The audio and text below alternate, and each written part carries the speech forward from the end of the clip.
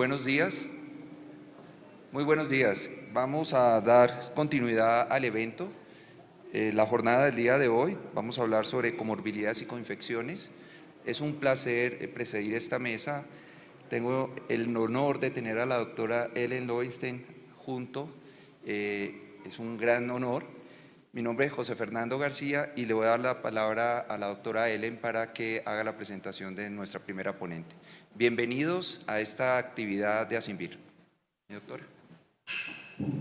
Mil gracias, mi doctor. Para mí también es un honor estar con usted, acompañándome en esta presidencia de la mesa. Nuestra primera participante es la doctora Isabel Cassetti. Su conferencia será Mujer y embarazo, una visión diferente.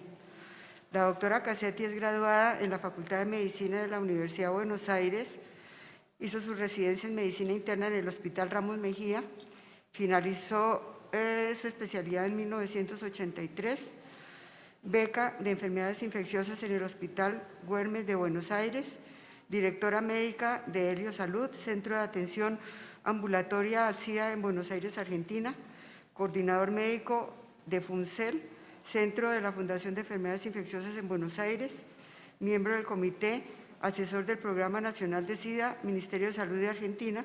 Actualmente es doctora del Servicio de Enfermedades Infecciosas del Hospital Trinidad, San Isidro, Buenos Aires.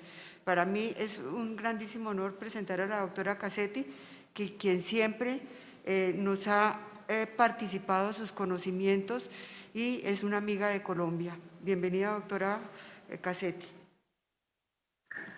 Buenos días, muchas gracias, doctora Lowenstein, por tan cálida presentación. Gracias al doctor García también, gracias a Ernesto, a todo el comité científico por esta invitación. Realmente es un gusto para mí compartir este momento con ustedes. Vamos a discutir el tema de mujer y embarazo, una visión diferente, y para eso vamos a empezar recordando algunas cifras que ayer también las vimos, que tienen que ver con los últimos datos de ONU-SIDA.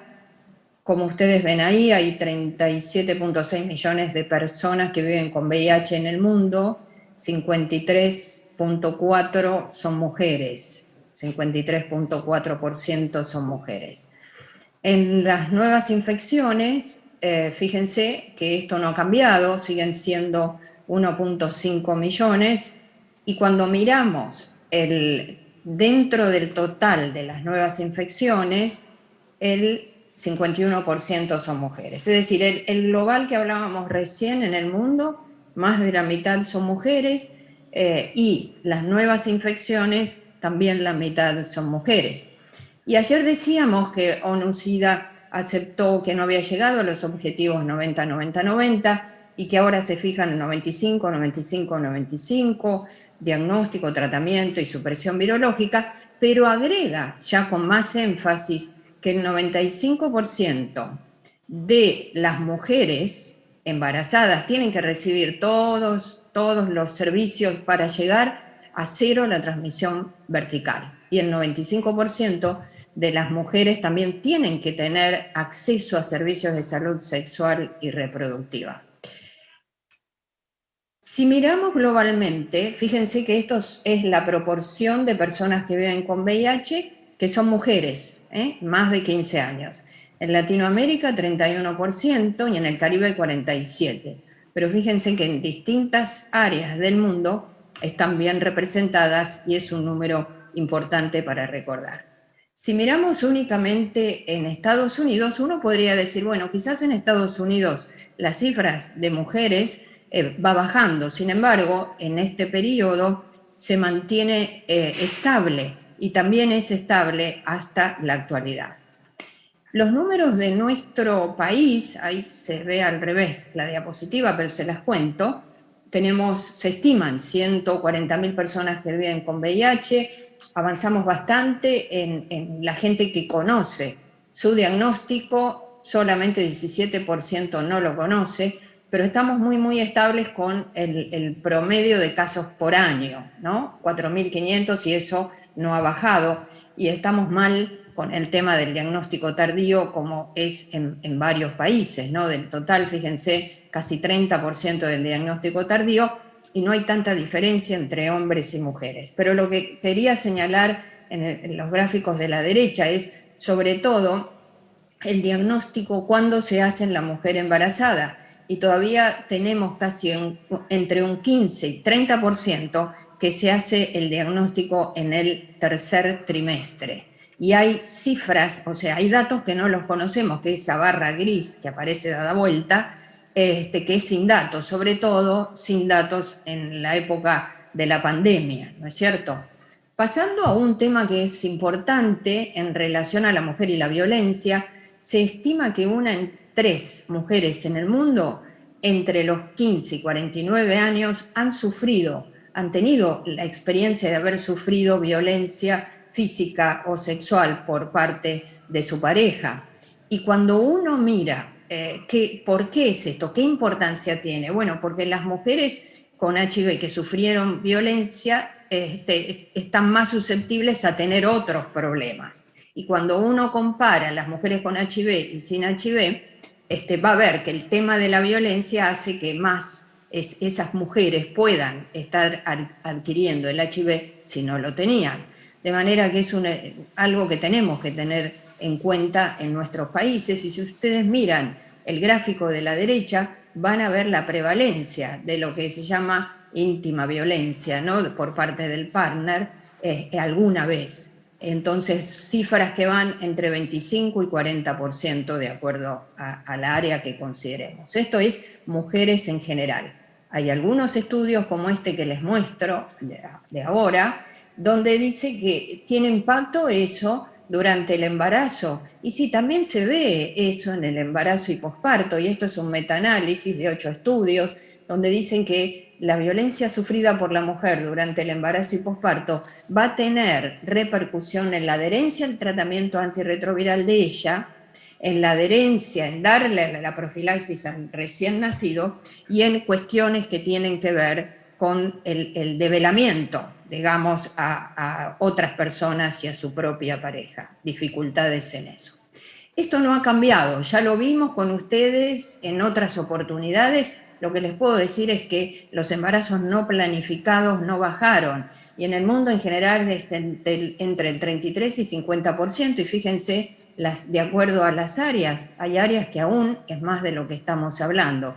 Quiere decir que este es un tema que tenemos que seguir trabajando en los embarazos no planificados. Este es un estudio hecho en Brasil, en las mujeres, donde realmente ellos dicen hay como sindemias que tiene la mujer en determinado momento de la vida, particularmente cuando está en edad reproductiva. El tema de las drogas, el tema del aborto, que no es legal en la mayoría de los países de Latinoamérica, en nuestro país sí lo es, en Uruguay también, en otros países vamos avanzando en ese sentido, el embarazo adolescente y, como hablábamos antes, la violencia. Estas consideraciones que hemos hecho en el embarazo con ustedes nos llevan a enfatizar la necesidad de repetir el test de HIV en cada trimestre. Y ahora estamos viendo si en la lactancia también, y hay países que ya lo implementaron, porque puede haber esta cero conversión, infección aguda durante la lactancia, y eso es un riesgo muy grande de transmisión del HIV para el recién nacido. La prevalencia de transmisión vertical permanece alta en Latinoamérica, 15%, necesidad tenemos de testear a la pareja de la mujer embarazada, aunque ésta sea negativa durante el embarazo, es importante testear a la pareja. El tratamiento temprano, como hablábamos ayer, mejor antes de estar embarazada, y la carga viral no detectable, que eso ya lo hemos aprendido hace un tiempo, y en el momento del parto, que eso es casi seguro de dar a luz un recién nacido sano, si esto se mantiene y por mucho tiempo. El objetivo es eso, llegar al parto con carga viral indetectable, y acordémonos, y tienen una charla, que no detectable, no transmisible, aplica a la transmisión sexual, no a la lactancia, pero es algo que seguramente nos tendremos que enfrentar en un futuro, como ahora les voy a contar. Lo nuevo ha sido los últimos datos del estudio CEPAMO, y se acuerdan ustedes que fue hecho en Botswana y que incluyó el 70% cuando empieza, ¿no?, el estudio de los nacimientos en distintas áreas dentro de Botswana. Y se analizó la prevalencia de alteraciones en el tubo neural, en el cierre del tubo neural, en relación a los tratamientos recibidos, y en este caso particular al dolutegravir. Entonces, la prevalencia de alteración o la asociación de estas alteraciones en el cierre del tubo neural en función de los distintos tratamientos recibidos. Y Botswana empieza este estudio en el 2014, y ahora en el 2021, el año pasado, ya junta a todos, ¿no?, y revisan 191 partos en distintos periodos. Y ustedes se acordarán cuando sale esta alerta de ojo con el dolutegravir y la asociación con el cierre del tubo neural, era en el momento de la concepción, es decir, en mujeres que ya venían tomando dolutegravir, y se vio esta alerta, esa asociación, que era de 0.9. Después se van analizando en distintos momentos y de 0.9 baja a 0.3. Y lo último es esto que figura acá, es decir, el último análisis lo hacen del 2020 al 2021 y ya había bajado en el 2020 a 0.19 y ahora es 0.15. Entonces, esa es la asociación de la prevalencia entre el cierre del tubo neural y el dolutegravir. Quiere decir que eso nos relaja un poco más en términos de que eso de 0,9 ya no es como ahora que es 0,15. Y es apenas un poquito más que los esquemas que no contienen dolutegravir en el momento de la concepción. Y entonces, dicho de otro modo, se ve lo mismo que contaba antes, y la Organización Mundial de la Salud sigue sosteniendo esto, que al bajar inclusive lo siguen poniendo en primera línea en la mujer embarazada. El estudio Dolphin, ¿de dónde surge en esto que estamos diciendo, ¿no? Bueno, ya se venía estudiando en estudios no randomizados todo este tema de las drogas y en el embarazo, pero este estudio Dolphin fue un estudio randomizado, abierto, que lo que buscó es mirar la eficacia del dolutegravir en las mujeres que se presentaban tardíamente, ¿no es cierto? Es decir, con 28 o más semanas de gestación, y entonces las randomizaban a recibir 2 análogos nucleócidos más dolutegravir versus 2 análogos nucleócidos más efavirenz. Y entonces se veía, lo que se quería ver, como en primarios, era la eficacia, es decir, menos de 50 copias en el momento del parto, y la seguridad.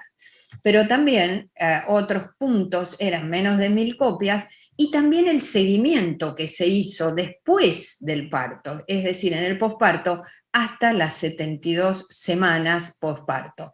Este estudio fue hecho en 2 países en el África, no más, a diferencia del IMPACT, que después se lo voy a contar, que se hizo en otras regiones fuera del África. Fíjense, se demostró que en el momento del parto la eficacia fue superior del esquema con dolutegravir versus efavirenz, y esa superioridad se mantuvo en el posparto hasta donde da el estudio, que es 72 semanas posparto. Pero además de eso, la rapidez con que baja la carga viral es mucho mayor con el dolutegravir que con el efavirenz. Llegan a no detectables en 4 semanas con el dolutegravir versus efavirenz 12 semanas. Esto es menos de 50 copias, y lo mismo se ve con menos de 1000 copias. De manera que este estudio confirma entonces la superioridad de dolu frente al efavirenz. Y se acuerdan que habíamos estudiado en presentadoras tardías al raltegravir, que decían, bueno, vamos a dar el ralte muchas veces al final del embarazo para intensificar, porque bajaba 2 logaritmos en 2 semanas la carga viral. Bueno, ahora se demuestra esto con este esquema.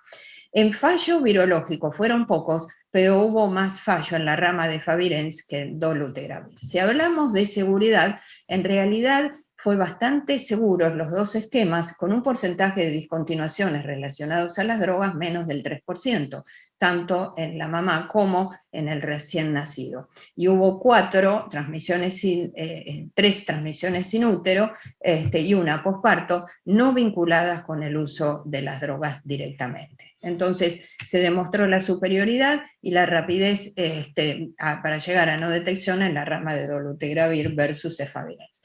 ¿Qué hay de nuevo en el tratamiento con todo esto que hablábamos recién? Bueno, recuerdan que como tercera droga estaba el raltegravir, que siempre hay que darlo cada 12 horas y no una vez por día, sigue estando, pero agregan el dolutegravir como preferido en cualquier trimestre, pero además preferido en la mujer que quiere concebir, ¿no? Eso ya cambió en el 2020 y sobre todo en el 2021, que lo extienden en la mujer que trata de concebir. Y como 2 nucleósidos, abacavir 3TC, TDF, FTC, TDF 3TC, pero fíjense lo nuevo de diciembre del 2021, el TAF-FTC o el TAF-3TC ya aparece como régimen preferido, que antes era alternativo, al menos en las guías de HHS, ¿no? Y no tenemos datos para recomendar hasta hoy Victegravir ni Doravirina, y los compuestos que tienen COVID, como discutimos otras veces con ustedes, hay aspectos farmacocinéticos que no nos permiten darlo porque bajan las concentraciones de las drogas acompañantes, particularmente segundo, tercer trimestre. Pero ¿qué dicen las guías europeas? Las guías europeas dicen, bueno, miren, vamos a discutir este tema del dolutegravir con la mujer. Está bien lo del estudio CEPAMO, pero vamos a decirle a la mujer si quiere o no, particularmente en las primeras 6 semanas, que quizás podamos darlo después, eso dice. Y ya había incorporado al TAF las guías europeas un poquito antes, bueno, unos 2 meses antes que las guías americanas, ¿no es cierto? Y como terceras drogas también preferidas, que no lo mencioné antes, además del Ralte y el Dolu, está el Darunavir Ritonavir, 600-100 cada 12 horas, no una vez por día. Y ya baja la Tazana Rito, ¿no? ¿Qué pasa con la lactancia? Bueno, las guías americanas siguen diciendo, esto es diciembre de 2021, no está recomendada la lactancia. Nosotros podemos dar fórmula, de manera que todavía no tenemos datos fuertes que U igual a U se traslade a la lactancia. Pero si la mujer viene no detectable, insiste y quiere, tenemos que acompañarla en otra parte de la guía.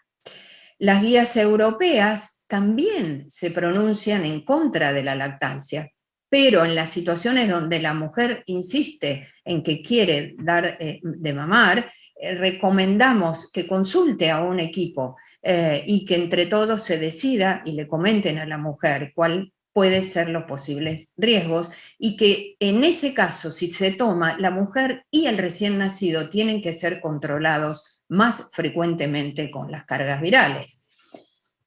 Otra mirada es ahora las alternativas de concepción en las parejas cero discordantes, dependiendo quién de los dos esté positivo, pero básicamente el concepto es que si alguno de los dos tiene HIV y viene no detectable, y el otro no tiene HIV, pero el que tiene HIV viene no detectable por muchos años, podría entonces considerarse sexo sin protección en estos casos, teniendo en cuenta el tema de no detectable, no transmisible, como alternativa a los métodos de fertilización asistida. En esta última parte me voy a referir a otros aspectos, de ahí la mirada diferente, además de lo que hablamos de los tratamientos antirretrovirales y todo lo que dijimos, una mirada diferente en la mujer embarazada, ¿no? Fíjense que cuando empieza a aparecer todo este tema de aumento de peso, y ustedes tienen sesiones ahí en el Congreso, se empiezan a asociar distintos factores, es decir, el aumento de peso es multifactorial. Está el tratamiento antirretroviral, particularmente con TAF, como ven ahí, cuando se asocia con dolutegravir o Victegravir. Sí, el CD4 es menos de 200 y la carga viral es más de 100.000 copias, y si como otro factor, si es mujer y sobre todo si es de raza afroamericana. Entonces aparecen algunos datos, esto es fuera del embarazo, como el estudio Advance, que ya lo conocen, donde comparan los distintos esquemas y ven que realmente el esquema de TAF-FTC-DOLU fue el que dio más aumento, particularmente en las mujeres, a 144 semanas, casi 12 kilos de pesos. Y también el otro estudio de Paul Sachs, en general, no en mujeres embarazadas, se ve que uno de los factores es la mujer, el género femenino. Y en los estudios de Gilead también ven un aumento de peso en estos estudios de inicio de tratamiento. Es para recordar que cuando se inicia se aumenta un poco más de peso que cuando uno hace el switch de tratamiento. Trasladado esto a la mujer embarazada, ¿importa o no importa? Sí importa, miren, el estudio Impact 2010 fue un estudio randomizado internacional, se hizo en varios lugares, en mujeres que empezaban el tratamiento un poco antes que el estudio anterior, entre 14 y 28 semanas de gestación, y comparó tres esquemas, TAF-FTC-DOLU, TDF, el disoproxifumarato, FTC y DOLU y TDF-FTC Favirenz, ¿no? Y entonces lo que quieren ver es si realmente fue no inferior, y realmente así lo fue, ahora les cuento, y los endpoint primarios, no solo que fue no inferior, sino que fue superior, las ramas de dolutegravir frente a Favirenz, y las madres en este caso fueron seguidas en el posparto por 50 semanas. Acá ven la supresión virológica que fue combinada, digamos, en las ramas de dolutegravir y Favirenz, esto ya 50 semanas, en el momento del parto había superioridad, era un poco mejor las ramas de dolutegravir, y el fallo virológico también acá fue más importante, más frecuente en la rama de Favirenz. Pero miren lo que pasa con el peso en el embarazo, fue mucho más pronunciado, más frecuente, 22.6% del porcentaje de mujeres que aumentaron de peso con un índice de masa corporal más de 30, en la rama de TAF-FTC dolutegravir. Es decir, las dos ramas, pero sobre todo eso. Entonces, cuando uno mira este aumento de peso, este es el global que le mostré, uno va mirando por semana y así también sucede. El estudio CEPAMO hace un análisis, Rebecca Sage, de lo que pasa con el peso, y en realidad lo que ve es que hubo un aumento de peso por semana en el segundo trimestre, un poquito más pronunciado con dolutegravir que con efavirenz, pero si se compara el tratamiento con la mujer sin HIV que se embaraza, fue más el aumento de peso en la mujer sin HIV que se embarazó. Quiere decir que hay factores locales, ¿no es cierto? Hay factores genéticos que todavía tenemos que analizar, pero que a nosotros nos llama la atención en el sentido de ver aumento de peso en la mujer embarazada. Y aparecen ahora en CROI distintos trabajos donde analizan, en este caso, aspectos cardiometabólicos en la mujer embarazada, en este estudio hecho en Sudáfrica, y entonces dicen, bueno, es más frecuente en la mujer con HIV embarazada que la mujer sin HIV embarazada. Y entonces toman 123 y 149 mujeres, y fíjense el seguimiento, hasta 24, 28 semanas de gestación, y después hacen un seguimiento hasta 6 meses posparto, pero lo que les quiero decir es que analizan la aparición de diabetes gestacional, el perfil lipídico, la presión, pero que basalmente ya casi la mitad eran obesas. Antes ni bien empiezan en el embarazo. Y entonces la conclusión era esa, ¿no? Que casi el 50% era previa al embarazo, cuando empiezan, eran obesas, y algunas pacientes tuvieron hipertensión, y después lo van a relacionar esa hipertensión con los tratamientos antirretrovirales. Parecería haber una tendencia de más hipertensión con el dolutegravir que con el efavirenz, pero yo diría que esto todavía no lo tenemos claro. Lo que me parece que es una alerta para nosotros es saber que estas mujeres pueden desarrollar hipertensión vinculada o no con el aumento de peso, como dicen acá en estos casos. De la misma manera, el estudio CEPAMO en el CROI dice que podría haber una tendencia a desarrollo de hipertensión gestacional entre las mujeres que reciben dolutegravir en el momento de la concepción, más frecuentemente que con efavirenz. Habrá que documentarlo, no lo podemos decir definitivamente. Y otro de los aspectos presentados también en CROI de este año fue lo que ya conocemos como la depresión. Es decir, que nosotros vimos todo este aumento de peso, la diabetes gestacional, la hipertensión y la depresión que ya habíamos aprendido de la depresión al final del embarazo y sobre todo la depresión posparto. Y este estudio también lo documenta a través de cuestionarios que se hicieron a la mujer durante el embarazo y durante el posparto. Y finalmente, no olvidarnos de la preexposición en la mujer, mujeres que no están infectadas y que pueden recibir profilaxis preexposición si están en riesgo, y se propone para ellas distintas alternativas, sobre todo las drogas de acción prolongada. Por ahora no están aprobadas, sino que sigue con la aprobación del TDF y FTC diario en estas mujeres, pero que está el anillo de dapivirina, están los inyectables con el cabotegravir, etcétera, etcétera. Es muy importante considerar la inclusión de la mujer en los ensayos clínicos de la mujer embarazada en particular, y la FDA ya dio guías para dejarla a esa mujer durante el ensayo clínico y no excluirla como sucede hasta hoy. La mujer embarazada incluida y no excluida en los ensayos clínicos, y esto es lo que se propone en distintas fases de estudios para la mujer embarazada. En conclusión, la mirada diferente que nos gustaría tener es que hoy contamos con drogas más seguras en el embarazo que lo que era hace muchos años atrás. No necesitamos el AZT en el parto, si hay carga viral no detectable, no necesitamos el AZT endovenoso, hay opciones más amplias en la pareja cero discordantes que lo que antes teníamos. Acordémonos que no detectable, no transmisible es para la transmisión sexual, no aplica a la lactancia, pero como decíamos antes, será algo que tendremos que enfrentar en un futuro, porque habrá madres que van a querer dar la lactancia. Necesitamos más datos para hacer esa recomendación definitiva. Considerar el PrEP en el embarazo si lo amerita, más inclusiones de mujeres embarazadas en ensayos clínicos, el aumento de peso, diabetes, hipertensión arterial, entre otras condiciones. Tendremos que seguir a estas condiciones con más frecuencia. Y siempre, siempre es mejor el trabajo en equipo. Muchísimas gracias por la atención.